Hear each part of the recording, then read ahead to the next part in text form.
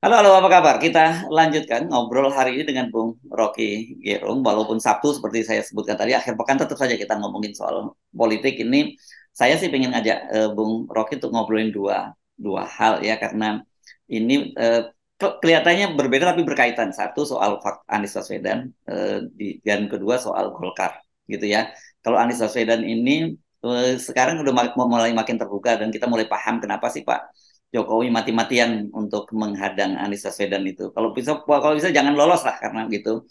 Yang kedua soal Golkar. Ini Golkar kelihatannya posisi Erlangga mulai makin menguat karena dukungan dari daerah dan juga dari Dewan Pembinanya Pak Ical itu juga menyatakan pokoknya semua harus bersatu menolak untuk menolak wacana Munaslup gitu. Nah, ini menarik semua ini bagian perlawanan kalau kita satukan benang merahnya perlawanan terhadap cawe-cawenya istana ini Bung Rocky.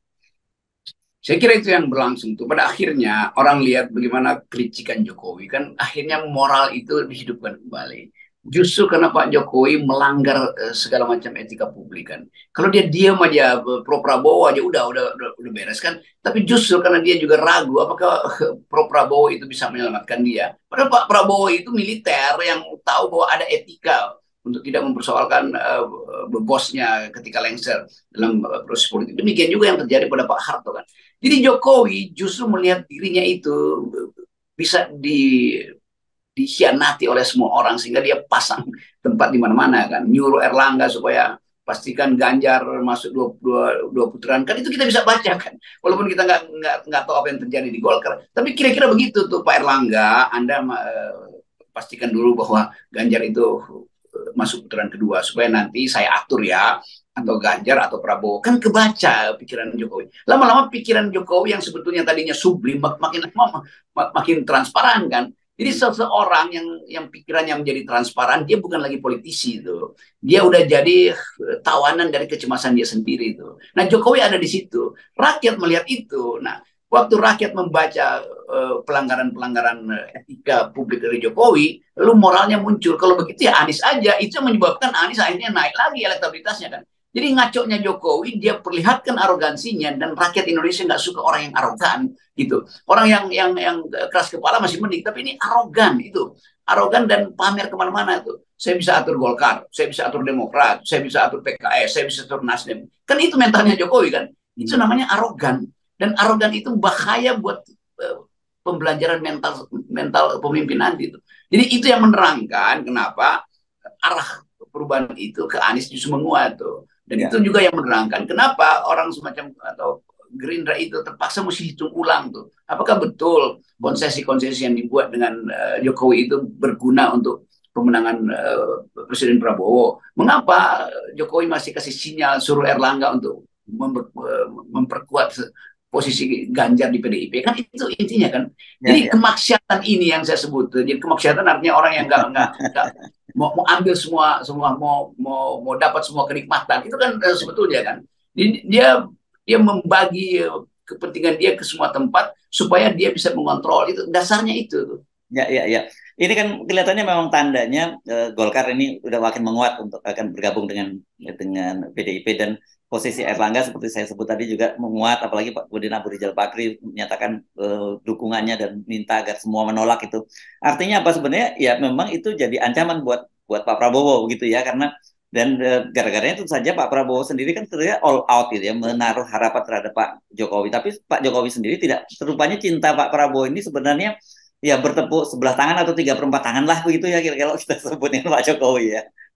Akhirnya itu yang bisa kita baca. Jadi ada yang palsu di dalam bahasa tubuh Pak Jokowi itu kan. Jadi kita lihat ini orang itu punya problem dengan dirinya sendiri, merasa nggak aman tuh, dia cemas terus tuh. Nah, kecemasan itu terbaca dalam kalkulasi-kalkulasi semacam ini. Dan jangan berpikir bahwa Golkar itu bisa ditundukkan hanya dengan teknik ancaman-ancaman semacam ini atau sogokan-sogokan semacam ini. Golkar itu berdiri di atas prinsip kemodernan itu. Satu waktu mungkin dalam dalam periode 2-3 minggu ini ya, tetap Golkar mungkin akan diacak-acak lagi tuh, karena dianggap Golkar sebetulnya harusnya berhenti berkonsolidasi dong. Nanti Jokowi curiga lagi tuh, disuruh ke Ganjar tapi dia konsolidasi itu dirinya sendiri itu kan bisa begitu kan. Ya, ya, Kan ya. maksud Jokowi Golkar itu buat preteli supaya pergi ke Ganjar aja. Tetapi elit Golkar itu mengerti teknik itu. Jadi dia elit Golkar juga akhirnya menganggap, oke, kalau begitu sebelum kita dijebak kedua kali, mari kita konsolidasi. Itu yang dibaca oleh Abu Rizal Bakri, dibaca oleh Akbar Tanjung, dibaca oleh Yusuf Kala. Lalu digerakkanlah elemen-elemen Golkar di daerah dan untuk membantu bahwa ketua kami Erlangga itu sedang diumpankan dalam satu permainan yang busuk. Karena itu kemudian viktimisasi pada Erlangga itu yang kemudian jadi andalan Golkar untuk mengkonsolidasi. Jadi Golkar sebetulnya dapat momentum untuk mengkonsolidasi karena bukan ketololan, karena kekonyolan Jokowi. Ya, ya. Saya kira ini apa ya, situasinya Erlangga ini sekarang boleh dibilang mirip dengan Anies Baswedan gitulah ya. Yang ya, posisinya figur yang dizolimi kalau bahasa di Indonesia kan seperti itu ya.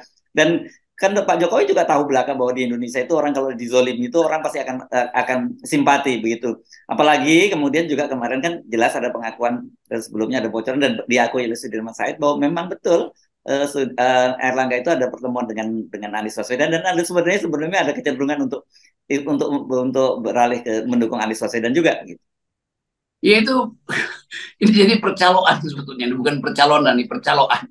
Ya. Dan kita baca perlahan bagaimana reputasi Anies itu naik perlahan-lahan, walaupun mungkin di dalam sistem yang dideteksi oleh lembaga-lembaga survei istana itu nggak diucapkan pada Jokowi, tetapi sinyal-sinyal itu tetap menunjukkan peningkatan itu. Jadi kalau mau tenggelamkan Anies, jangan buat sesuatu yang mengakibatkan moral publik berpindah justru pada si yang tersolimi itu, termasuk pada Golkar tuh. Jadi Golkar pasti bertumbuh, elektabilitas pasti naik tuh. Nah bayangkan kalau Golkar elektabilitasnya artinya melampaui threshold, ya dia berbalik lagi buat jadi bikin koalisi sendiri kan. Dan PAN masih dia incer sebetulnya tuh, karena PAN justru yang menurun elektabilitasnya kan.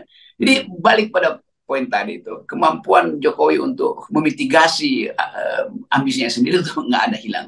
Nah kita mendorong terus supaya Pak Prabowo jangan kecewa tuh, dan kita anggap bahwa juga Prabowo Gerindra itu bekerja keras di daerah tuh. Saya bolak-balik ke daerah dan terlihat bahwa partai itu memang bekerja keras untuk memastikan bahwa Prabowo itu ada calon presiden yang paling layak tuh. Dan Jokowi justru memberi sinyal pertama itu tuh. Nah sekarang sinyal itu berkurang tuh. Tapi Gerindra pasti tahu bahwa kalau ada permainan siasat semacam itu, ya Gerindra juga ahli bersiasat.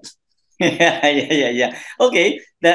Anda tadi bolak-balik menyinggung bahwa ini Anies mulai menguat kembali gitu, dan saya kira itu yang Pak Jokowi saya kira tahu dan dapat laporan soal itu, kenapa kemudian tetap ngotot ingin menghadang Anies kan, karena sekarang ini mulai ramai juga muncul di media nasional itu ada satu lembaga survei rupanya dari Australia, dan orang mungkin menganggap kalau Australia mungkin relatif objektif lah, walaupun kita tidak tahu siapa yang menggunakan. Jangan-jangan juga dari kekuatan di dalam negeri, salah satu parpol yang membuat dia melakukan survei ini. Dan tetapi kesimpulannya yang menarik, dan ini bertolak belakang dengan lembaga-lembaga survei yang ada semua yang selama ini ada di Indonesia, dan kita tahu itu sebagian besar digerakkan istana, menyebutkan bahwa masih dalam posisi pacuan kuda nih, Bung Rocky, masih tipis-tipis semua nih, antara masih dalam rentang margin error ketiga kandidat ini kan, jadi seru ini. Itu insinuasinya begitu tuh. Jadi tiga kandidat ini ya bersaing, mungkin betul tinggal ke siapa margin of error itu disubsidikan itu. Yang jelas Jokowi melihat keadaan ini dia pasti makin gerah tuh. Sekarang kita mau lihat sebetulnya. Kalau Jokowi akhirnya tahu bahwa Anies diam-diam itu creeping, merangkak menuju potensi, Jokowi akhirnya nanti akan undang Anies bicara di istana akhirnya kan. Jadi kelihatannya begitu tuh. Jadi ini Pak Jokowi ini orang yang selalu tidak merasa aman dengan dirinya sendiri itu. Jadi jangan salah nanti kalau tiba-tiba Gibran lolos sebagai hambatan konstitusinya lolos, lalu Jokowi undang Anies bertemu dengan Gibran, pusing lagi ya orang melihat keadaan ini kan. Nah bagian-bagian ini sebetulnya yang kita mau terangkan bahwa ini semua terjadi karena satu faktor psikologi Jokowi yang tidak tenang. Itu aja. Dan ketidaktenangan itu dibaca oleh investor asing.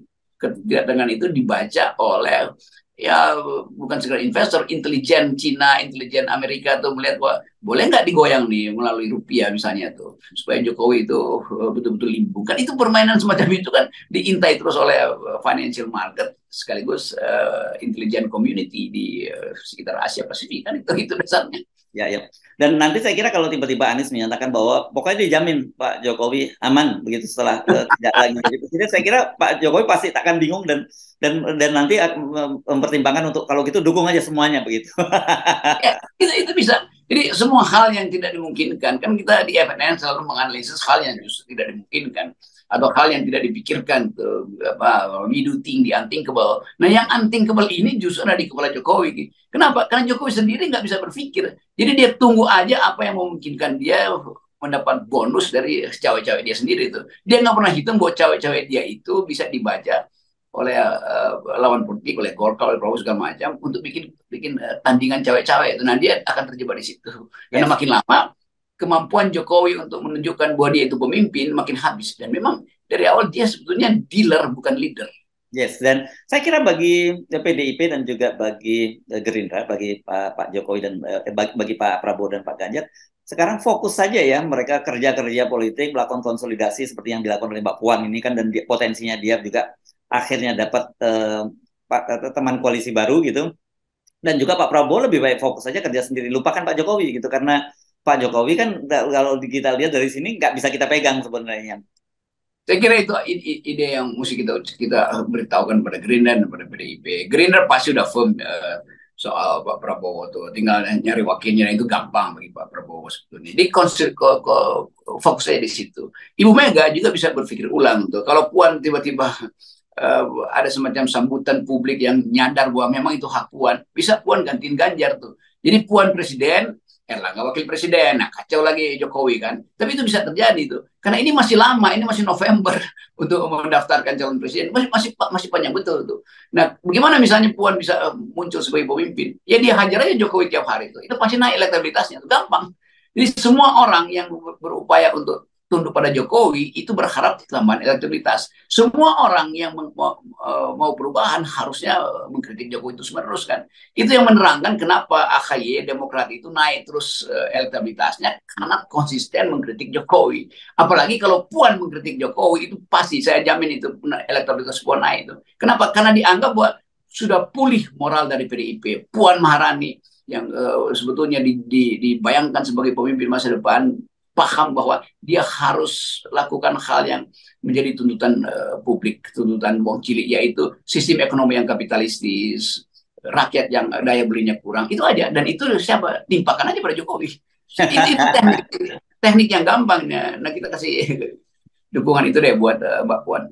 Ya, jadi dibalik ini ya, Mbak Puan mulai kritik terus Pak Jokowi, Pak Prabowo mungkin nggak frontal mengkritik Pak Jokowi, tapi mulai lupakan, fokus konsolidasi internal saja. Kemudian Anies mulai memberi sinyal kepada Pak Jokowi bahwa Pak Jokowi aman, tapi soal IKN itu lain lagi urusannya, begitu ya.